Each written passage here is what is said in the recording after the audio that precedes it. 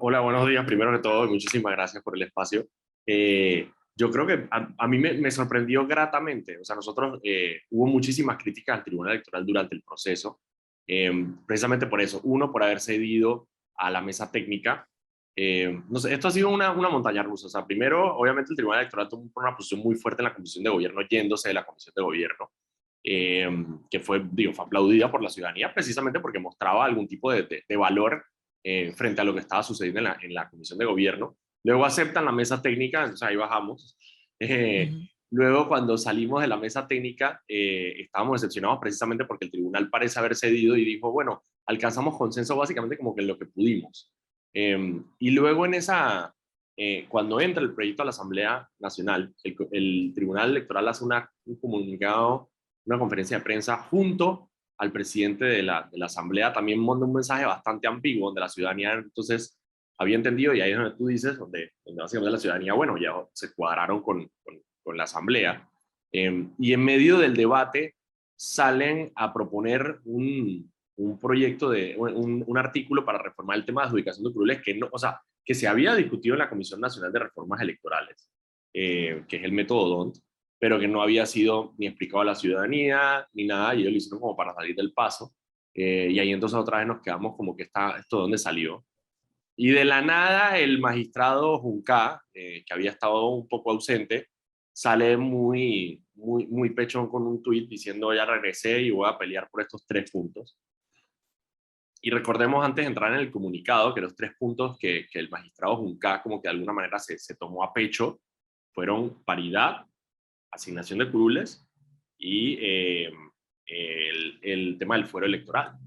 Entonces sale este comunicado del Tribunal Electoral, que a mí me parece que es muy bueno en rescatar cuáles son los puntos medulares y contenciosos del proyecto.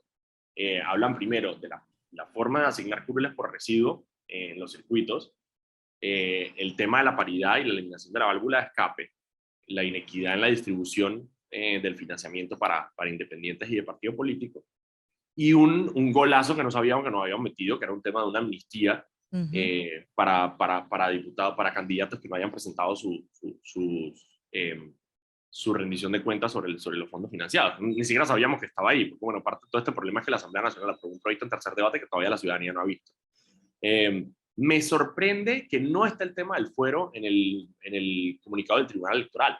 Parece que ya quisieran haber abandonado, digamos, esa pelea sobre el fuero electoral, a pesar de que el magistrado Junca de alguna manera lo incluyó en sus puntos medulares. Entonces, a mí me sorprendió precisamente porque, a pesar de haber pensado que se habían cuadrado con los diputados, ahora salen a decir, no, vamos a vetar esto, y de alguna manera dijimos, regresemos al proyecto que tenemos, que es el que se aprobó en el 2017. No sabemos qué vaya a pasar con este tema de este veto, pero me parece que es un mensaje muy contundente del presidente a decirle el Tribunal Electoral, que es el árbitro, el que se supone que tiene que ejercer las reglas del juego, no está de acuerdo con este proyecto. Daniel, buenos días, es Alexandra. Mira, nosotras el viernes estábamos un poco perplejas aquí en el noticiero porque creo que el denominador común fue que los propios diputados no sabían que habían aprobado ni siquiera en el segundo debate, y creo que sucedió lo mismo con el tercero. Y cuando comenzamos a llamarlos para que dieran explicaciones, muchos ni siquiera se atrevían a dar declaraciones porque decían, no sabemos a ciencia cierta qué fue lo que se aprobó. Yo no recuerdo en mis años de periodista, que son bastante, algo tan caótico Y, en la asamblea. Y ojo que he vivido muchos y, caos en la asamblea, ¿no? y lo que decía Daniel es interesante y me pareció importante lo del golazo con el tema de la amnistía. No, tampoco teníamos idea que se No estaba sabíamos. incluyendo esa amnistía, si no es porque realmente ellos mismos lo mencionan en el comunicado de ayer. O sea, ha quedado como muy confusa esa posición del Tribunal Electoral. Y, Y Y y lo de ojo, la más, amnistía, ¿de dónde salió? y Ustedes más tampoco. allá de eso, el tema de lo que se aprobó en tercer debate, ¿dónde está el documento? O sea, ¿por qué se ha manejado de esta forma? Y de verdad que me sorprendió que ni los propios magistrados que estaban físicamente en la asamblea entendían bien lo que se había aprobado. Al final me sorprendió verlos tomándose la foto cuando se aprobó en tercer debate. Me dicen que es algo protocolar que tenían que sí, hacer, pero yo hubiera sido magistrado y no me tomo esa foto.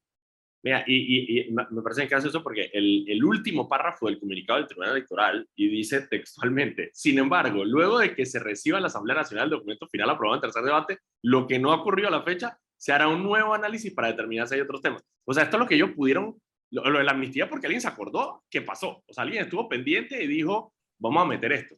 Pero no Explícame sabía, eso de la no amnistía, saben. Daniel. Eso que se incluyó a última hora, esta amnistía, Sí, candidatos básicamente lo que hace, multados por haber incumplido con la entrega de informes de rendición de cuentas. Explícame un poco eso qué es. mira, eso fue un tema muy fuerte la elección pasada. De hecho, una de las víctimas principales, creo que fue la diputada Marilyn Vallarino, donde básicamente el Tribunal Electoral ha sido muy fuerte en decir, hey, candidato que no entregue su rendición de cuentas sobre los gastos de campaña no se va a proclamar.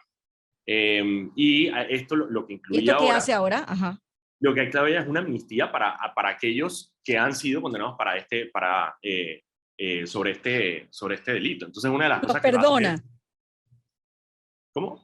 los Sí, perdona, les básicamente lo perdona, permite exacto. tomar posesión. Ajá. Ahora, eso es lo que yo entiendo, todavía no sé exactamente, y eso es parte de lo que Ujú. tenemos que ver cuando salga el proyecto. Y una de las cosas, Alejandra decía que nunca había visto esto, las personas, yo trabajé en la asamblea y las personas que siguen el pleno, y para explicarle un poquito a la ciudadanía por qué puede ser tan caótico esto es, un proyecto como este, donde las bancadas no están cohesionadas en sus propuestas, es decir, normalmente en un proyecto de ley las bancadas se unen, discuten el proyecto de ley y dicen, mira, vamos a proponer esto y esto y esto en segundo debate y lo vamos a votar. Entonces, de alguna manera, los diputados saben que la propuesta del PRD, tiene que apoyar la propuesta del PRD porque es lo que se decidió en campaña, o tiene que aprobar la propuesta de tal diputado, que fue lo que ya, en la bancada, lo que ya de alguna manera consensuaron.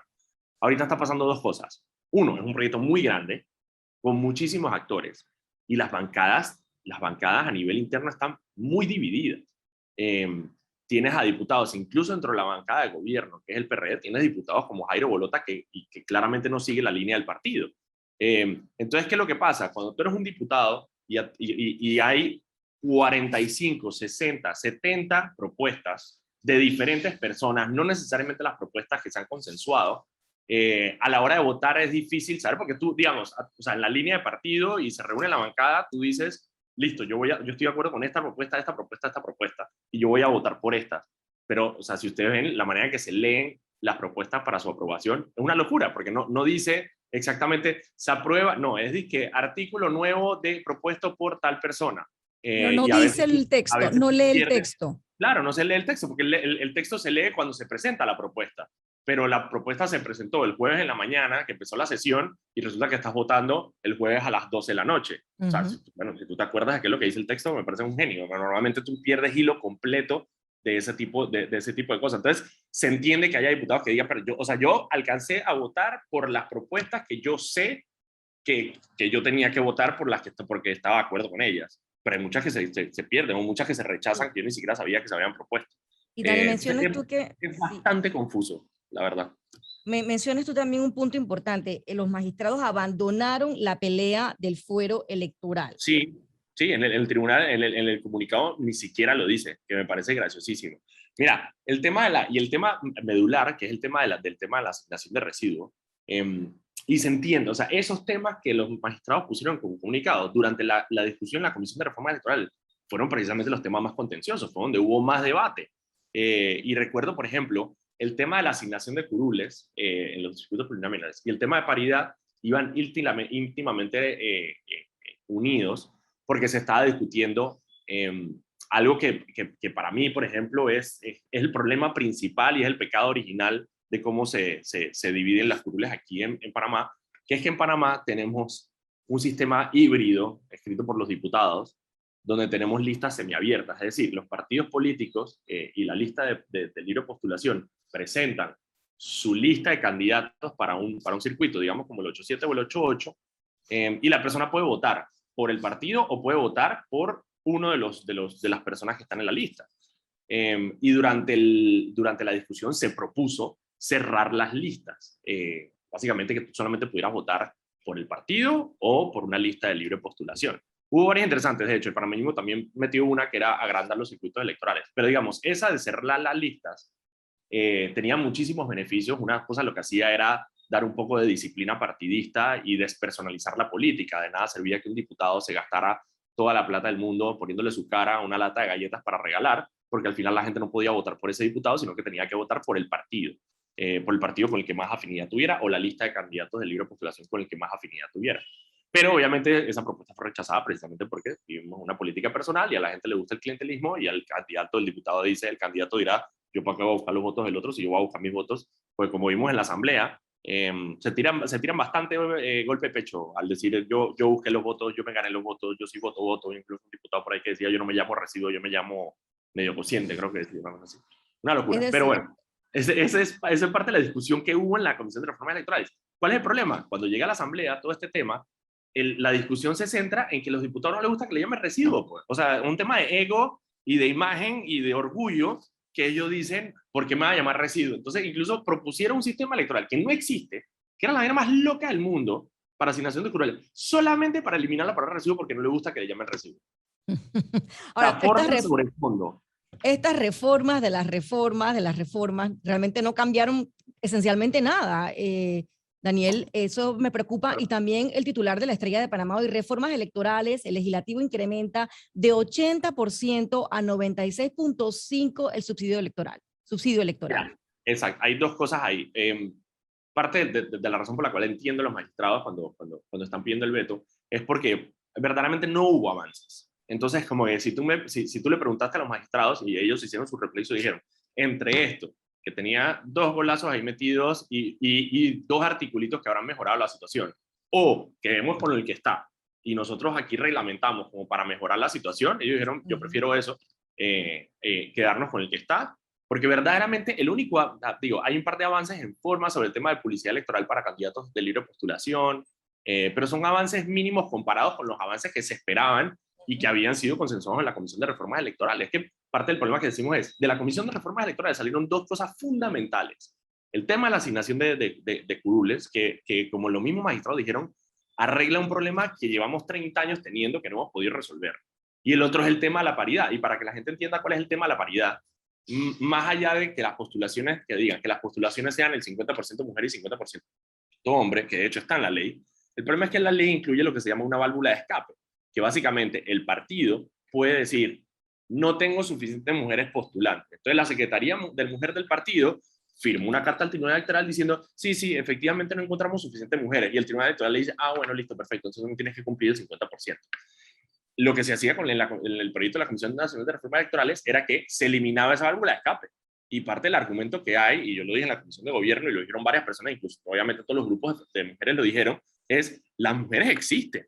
Las mujeres en partidos políticos son el 50% de los inscritos. Las mujeres en partidos políticos son las que buscan el voto para los hombres. Entonces, no hay excusa para que el partido diga, es que no tengo suficientes mujeres. No, sí las hay.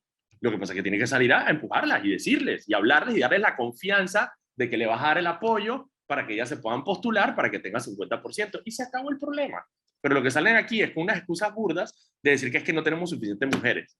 No, sí las hay, porque están ahí escritas en los partidos políticos y están activas en la vida política. Y las personas que hemos caminado en política y hemos acompañado candidatos, sabemos que en la mayoría, la gran mayoría de los casos, y no les miento, es la mujer en la que sale a la calle a buscar los votos para el candidato hombre. Lo que le falta a esa mujer es simplemente el apoyo del partido para decirle, en vez de estar buscando los votos para cualquier otro pendejo, vaya y busque sus votos, los suyos. Bueno, estamos hablando con Daniel Lopera. Daniel, tú has estado muy vinculado a todo este tema, todo este proceso fallido, diríamos así, desde algún punto de vista de esta reforma. ¿Crees tú que el presidente vetará la ley o va a acomodarse mejor a los intereses del partido, de sus copartidarios, o se va a dejar llevar por ese rejuego? Y si tiene un plazo para tomar esa decisión, o esto puede caer en un limbo ahí hasta que el presidente decida qué hacer. Okay. En la primera pregunta, y tú hablabas un poco de la entrevista que dio el ex magistrado del Tribunal Electoral, Márquez, claro. Y él decía algo con lo que yo concuerdo, que él decía, Nito de alguna manera va a servir como facilitador y mediador para no complacer absolutamente a nadie. Parece que ese ha sido su rol. ¿Eso qué significa? Ha sido su rol en los últimos meses, que es que no sé si va a vetar parcialmente el proyecto y va a tratar de conciliar de alguna manera la posición entre el Tribunal Electoral y la Asamblea Nacional, y yo creo que al final nadie va a quedar contento, ni siquiera la población. Entonces no sé verdaderamente qué es lo que pueda pasar. Ahora, el presidente tampoco han dado muchísimos indicios de querer o contar con el apoyo ciudadano para este tipo de decisiones y simplemente hacer lo que le dé la gana y complacer a su partido. Recordemos que parte de lo que sale de la mesa técnica es porque precisamente el Ejecutivo tomó la decisión de sentar al Tribunal Electoral y al partido de gobierno en la mesa para discutir.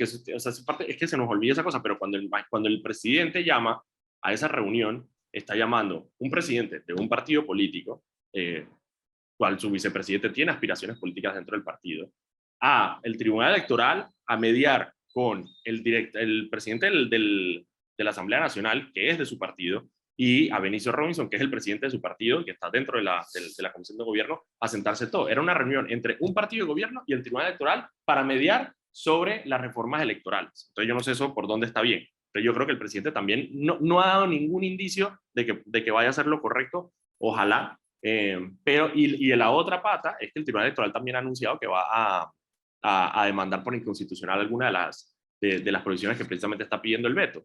Lo que pasa es que, bueno, como sabemos, la justicia y el chistecito ahí es que probablemente esté listo para las elecciones de 2029, no sabemos.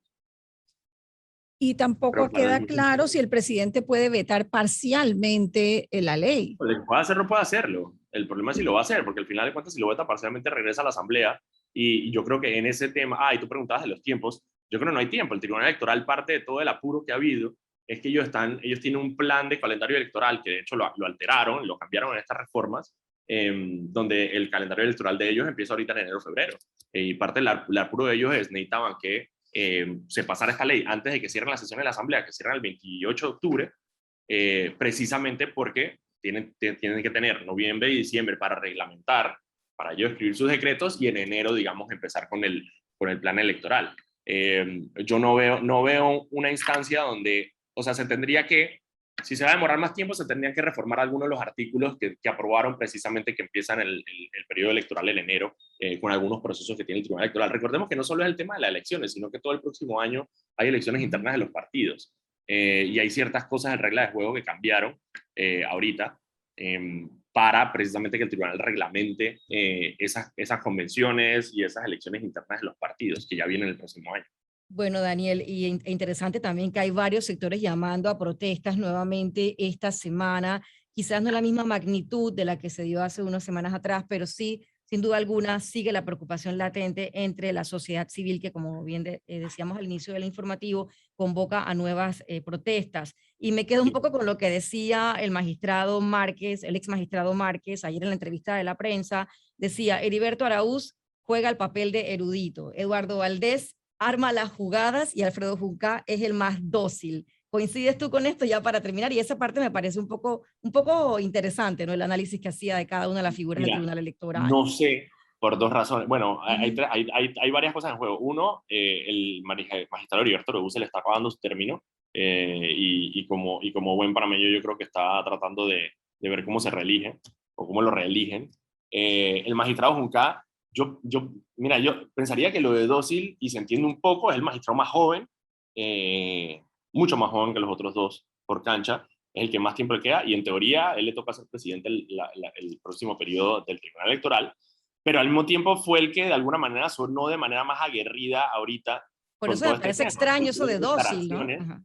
Yo creo que hay, y se ve que hay divisiones internas en el Tribunal Electoral. Hay diferentes criterios claramente sobre qué es lo que debería pasar, lo cual no es malo. Hace rato que no tenemos un tribunal electoral que sea un poquito, que esté friccionado al interno, precisamente porque es parte de lo que se necesita. Para eso tienes tres. Si no tuvieras uno solamente se iban a pensar igual. Claro. No sé qué vaya a pasar con eso. Con este fallo, y eso es interesante, quizá con este fallo se impuso el magistrado Junca, que quizá fue el más roconcito en decir que no están haciendo bien las cosas en la Asamblea Nacional, versus Heriberto Araúz y Lalo Valdés, que sí se vieron un poco más dóciles a lo interno de la Asamblea. También hay un tema, y para que entendamos, la razón por la cual los magistrados se separaron de la Comisión de Reformas Electorales, a mi entender, no fue ni siquiera un tema del tema de pelear la democracia, sino que los trataron mal al interno de la comisión. Cuando uno entra a la Comisión de Gobierno, cuando uno entra a la Asamblea Nacional, son los diputados los que mandan. Yo creo que hubo un tema ahí de orgullo y de ego entre los magistrados y el Tribunal Electoral. Y ahorita en la Asamblea pasó un poco lo mismo. Eduardo Valdés Escoferi se paró en la Asamblea Nacional a responder algunas preguntas de los diputados. Y, por ejemplo, el diputado Bolota fue muy claro y le llamó mentiroso en el pleno de la Asamblea Nacional. Yo creo que también hay un poco de de política criolla y de rifirrafe criollo, donde los magistrados se sintieron insultados por los diputados y dijeron, bueno, vamos a jugar esto, pues, y ponemos esta carta que jugar y vamos a jugar a la carta del veto. Ahora, Y al falta ver que lo final, cante el y es preocupante porque el Tribunal Electoral era quizás una de las pocas instituciones que tenía todavía algo de credibilidad en este país y bueno, yo creo que ha salido duramente lesionado en sí, en este debate de reformas electorales. yo creo que Ha hay dos perdido cosas. más de lo que ha ganado, me parece, a mi Sí, juicio. total, y yo creo que hay dos cosas. A ver, y el Tribunal Electoral pelea por tener un proceso electoral, digamos, fácil para ellos, y eso es parte de lo que hay que entender. O sea, el Tribunal Electoral es el árbitro durante todo este tema de las elecciones, eh, y es un trabajo titánico, y yo creo que ellos, su prioridad es cómo puedo hacer para reformar, para que todo el trabajo que yo tenga que hacer esté tranquilo. O sea, yo no quiero sobresaltos, por eso yo no entendí esa vaina de proponer un sistema nuevo, porque un sistema nuevo implica todo este proceso de enseñarle cómo contar a la gente. O sea, el Tribunal Electoral quiere las cosas sencillas, tranquilas, o sea, vamos a llevarlo en paz. La otra cosa es, hay parte de culpa del Tribunal Electoral, precisamente este tema de dar la conferencia de prensa con el presidente de la Asamblea al lado y todo este, digamos, amarre, todo este acomode que se hicieron en la Asamblea Nacional. Pero también hay otro que es que, bueno, también el Tribunal Electoral desde hace años ha sido, yo sí diré, víctima de precisamente la polarización política que ha habido en nuestro país, de los esfuerzos de ciertos candidatos y de ciertos partidos por menospreciar el trabajo del Tribunal Electoral. Yo recuerdo la campaña durísima que tuvo Ricardo Martinelli y el Cambio Democrático en su momento sobre las elecciones de 2014.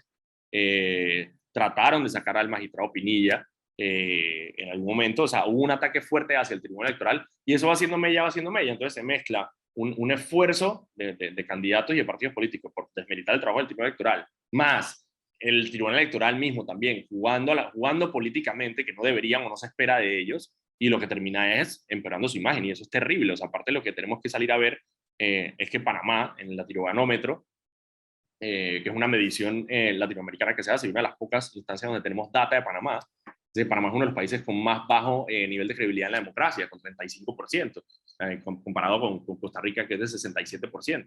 El panameño vino de una dictadura muy fuerte, pero una dictadura muy fuerte donde muchísima gente simplemente había entendido que esa era la manera de vivir, y mucha gente añora o añora lo que tuvo o añora lo que no tuvo, y tenemos esa baja credibilidad en la democracia que al final de cuentas lo que le pegas al Tribunal Electoral, que es de alguna manera el garante de la democracia en las elecciones.